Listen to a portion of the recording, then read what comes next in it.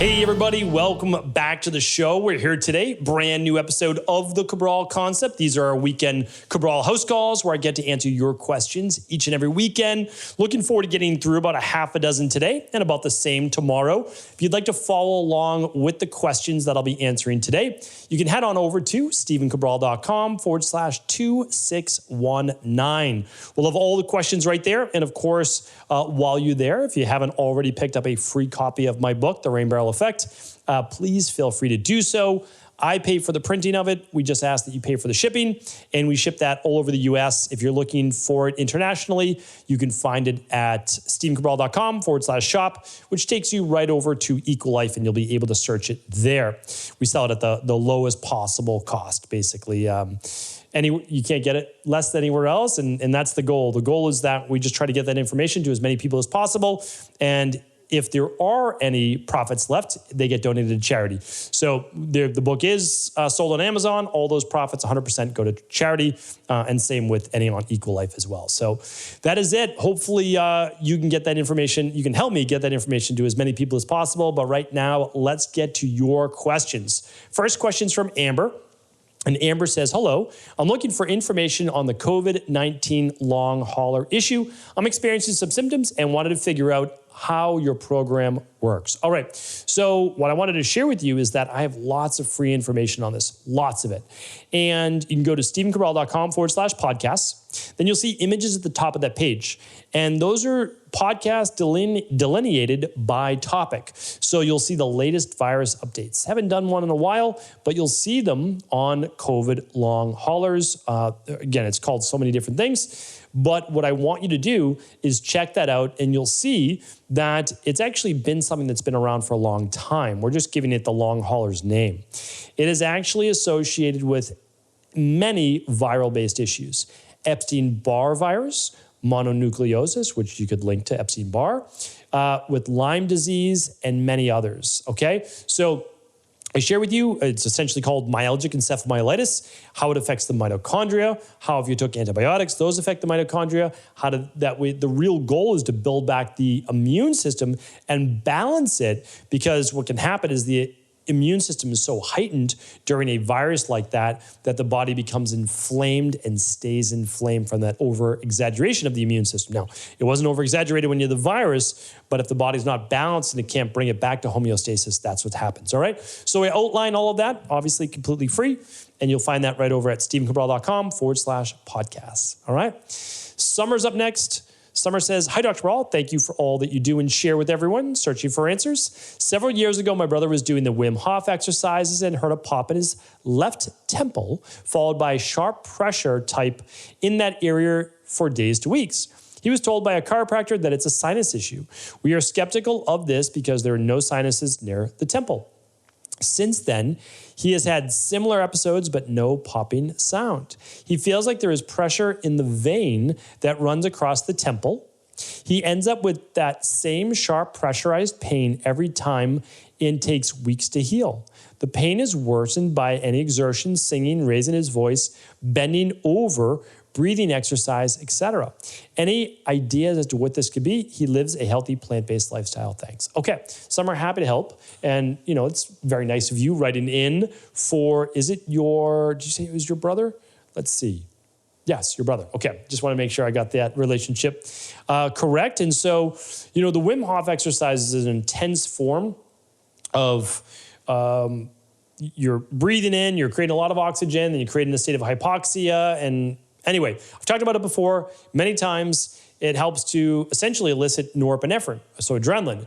And that is why I'm not always the biggest advocate of Wim Hof breathing. It doesn't mean that I don't think that there's a time and place. I just don't want to say that, Wim Hof breathing solves everything as a panacea. And also it's not good for a lot of people with adrenal-based issues, thyroid issues, exaggerated immune responses, right? Because you're literally getting the adrenaline pumping in your body, potentially increasing cortisol levels as well. So again, there's a time and place for everything. I'm not saying not to do it. I'm not saying that it doesn't work, because it's actually been around for thousands of years. Certain monks used to practice this specific, I believe it was Tiamo monks, originated it. But anyway, I digress. So it does sound like, again, I can't, so I always have to give you now I cannot give you any treatment, medical treatments, medical diagnostics, medical plans, medical advice, any of those medical things. So let's get to it though. It does sound like there is some type of vasodilation, vasoconstriction based area. Sometimes chiropractors look for it in what's called the trigeminal area behind the ears, where the carotid artery and other arteries can start to intersect and come up towards the head. It could be a vascular issue. There could be high histamine levels, which can be exacerbated by overexertion. Be interesting to see if caffeine helps or hurts this condition, since caffeine is going to potentially help with vasoconstriction, dilation-based issues. So what there is a vein and there are arteries. There's a temporal artery that we want to make sure there's no issues with. So it's very hard for me to give you exactly what to do, right? So like, what would we do? Okay, well, we would look at balancing inflammation levels. We would look at potentially his cortisol levels. We would look at neurotransmitters. We would look at all these things. And you can find those labs, the Big Five and others, at stephencabral.com/labs. But to put your brother's fears at bay and your own, you may actually want to have an ultrasound or scan done of the arteries in that area. And that would help you to see if there are any blockages or kind of a generalized term, crimps in that specific area where blood flow is impeded. And that may not be a bad thing to do. So definitely chat with your there's obviously neurologist-based specialists in this area, but your doctor about this, and I would take it from there. Because if it continues to persist, you'll certainly want to have a medical-based diagnosis, all right? Sorry I couldn't be of more help. I would love to be, but I just want to make sure that there's no serious life-threatening issues, and so I do want to refer you out, okay? Kathy's up next. I have listened to your podcast on toxic cookware and safe cookware. I'm still not entirely clear on guidance on popular items like Staub, S-T-A-U-B, which you did not mention specifically. Staub is an enamel-coated cast item. I think that probably says iron. And I have reached out to the company who claims they have tested their interior being lead cadmium free. Should I be concerned with the outside testing positive for either of those? Lots of online experts claiming this can rub off on the interior when pans are stored or washed. Thoughts on safety and regular use? Oh, interesting. Okay, so I don't know this company. I want everybody to know I have all of the companies that I use, myself personally, my family, at stephencabral.com/resources. They are cast iron, legit cast iron. They are glass-based ware. They are, there's no non-stick there. Ceramic, those are the main types, okay? So you can find those all at stephencabral.com/resources, and those are the ones that I've researched. I don't know this company, and I don't know the enamel coating on the outside. Now, the interior of a pan honestly doesn't matter as much, and I want to share with you why. I actually don't really have an issue with an aluminum core pan. It makes the pan lighter, it heats up faster, but what you don't want is your food coming in contact with the metals that are an issue. Now, having said that, we don't have any aluminum pans at all, but a stainless steel pan, that's another one that we use, and then you can obviously have copper pans as well. All of those are acceptable. So if this product has been tested for its interior, fine, but you have to worry about what is your food coming in contact with the exterior. And if the exterior is a concern, well, then I wouldn't use a product where the exterior is a concern. Again, I'm not saying anything bad about this company. I don't know this company at all, but I know what to look for. Because what happens is when you use a spatula, especially if that spatula is metal, the metal against the enamel or the metal against anything is scraping microscopic flecks of that into your food. I talked about that on Thursday's show. Hopefully you check that out. They're called forever chemicals. Very, very dangerous. So my recommendation is don't use anything, don't buy anything that you don't know is safe for sure, because there's so many alternatives, right? There's so many that we know good alternatives. We can just go with one of those. All right. So hopefully that was helpful, Kathy. Jillian's up next. Hi, Dr. Brawl. My hobby, unfortunately, has unhealthy hours that I don't have much control over. I live in Colombia and salsa dance frequently, implementing a particular lifestyle of dance that gets my heart rate up substantially, sometimes as much as a hit workout in a single song.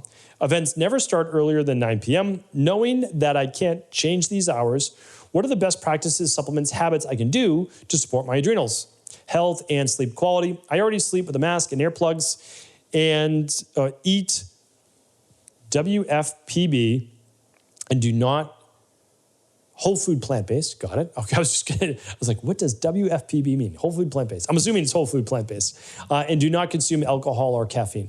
Thank you for everything you do. All right, Jillian, happy to help you. So that's the thing is like, yes, ideally you want to slow down the body after 7 p.m., 7 p.m. You want to start to get ready a couple hours before bed with less blue light. If you don't know what I'm talking about, follow the 3-2-1 formula for your best sleep ever. You can find it at StephenCabral.com. Just type in 3-2-1 sleep formula and you'll find it. If you ever can't find a topic, just go to CabralSupportGroup.com and ask. We'll find the podcast for you. And there's now over, well, today's 2619. There's over 2,600 podcasts. And what I'm trying to do is create an open source directory of all things unbiased health, because that's how I look at it. Meaning, if I don't want to have a bias, that's the truth. If I have a bias, then I'm going to miss something that would be beneficial for my family, for my practice, and everyone in our community. So, all right, so you have the sleep mask, you've got the earplugs, so you're getting obviously blackout, no noise, all of that. So the thing is, you just need to, when you finish with your salsa, because again, I don't want to, something you enjoy, I can tell that. So you do it as few nights a week as maybe you can or you choose to. And then on those nights, well, you're trying to ramp down the body as quickly and easily as possible. I don't know if you need to eat after that or if you're okay not eating afterwards. That's kind of up to you. If you eat, I typically recommend something easier to digest. So like a smoothie, shake, something like that. Much easier. You don't have to do as much fruit. Obviously, it's before bed. So that can just be something. And then use things to ramp the body down, calm the body faster. So Adrenal Soothe and magnesium are going to be those two products. So Adrenal Soothe knocks down those cortisol levels and stress levels, and magnesium calms the central nervous system. So those are my first two. If you need something stronger, you can check out the Sleep Help Protocol at StephenCabral.com/shop. So full spectrum magnesium and Adrenal Soothe, you can find those at StephenCabral.com/shop. And then there's liquid melatonin and sleep help support if you need to go deeper. All right. So let's do one more question today. This one's from Ashley, and Ashley says, "Hi, Dr. Cabral. I've been listening to all of your podcasts in which you address ADD and ADHD, and I'm wondering if there's a reason why, when addressing this topic, you and others only talk about kids dealing with it and not adults. Do most kids outgrow it or something? The reason I'm listening to the podcast on this topic is because I have a couple of adult friends who have told me that they majorly struggle with ADD and ADHD, and I'm trying to help them gain some knowledge. I appreciate your insight. Thanks for all you do." Yeah, it's a great question, Ashley. It really is. So everything that I recommend for ADD and ADHD applies for adults as well. So I'm looking at gut testing, looking at heavy metals, looking at cortisol levels, looking at, those are the biggest ones. Then looking at vitamin deficiencies and mineral imbalances like calcium, magnesium, sodium, potassium, and higher levels of copper. So yeah, without a doubt, if you can only run 2 labs, 100% you run the starter kit. Like, not even a question in my mind. I've run the starter kit with tens of thousands of children, so many children. And well, thousands, and my team's probably run them with 10,000 plus. And so again, it's called a starter kit. And then if you can do all, do the big 5, because then you can look at your omega-6 levels that cause issues like omega-6s. It's hardly ever talked about, but some medical doctors are talking about it more and more, which is nice. So they're telling their patients. But low levels of omega-3s can absolutely lead to higher levels of ADD and ADHD, as well as allergies and asthma. And you'll see like a lot of those kids all have the same thing. So, okay, so why do health practitioners talk about it more with children than adults? Here's why.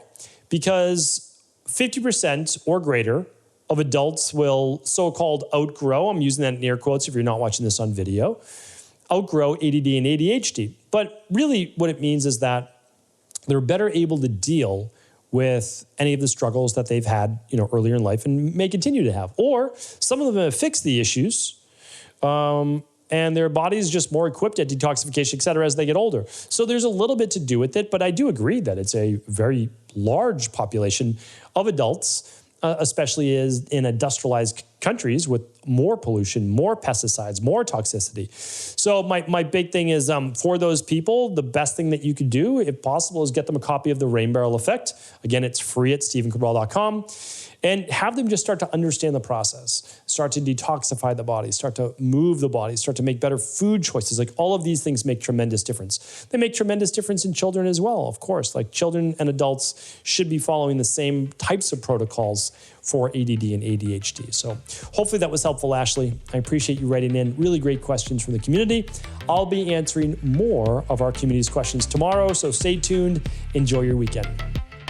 Thanks so much for tuning into today's show. Before you go, don't forget to hit that subscribe button. I want to make sure that you're getting our daily content, not missing out on anything functional medicine, wellness, weight gain, weight loss, anti-aging, living longer, stronger, and all of the most cutting-edge research. And if there's any topics you want to hear, feel free to leave them in the comments below. Take care.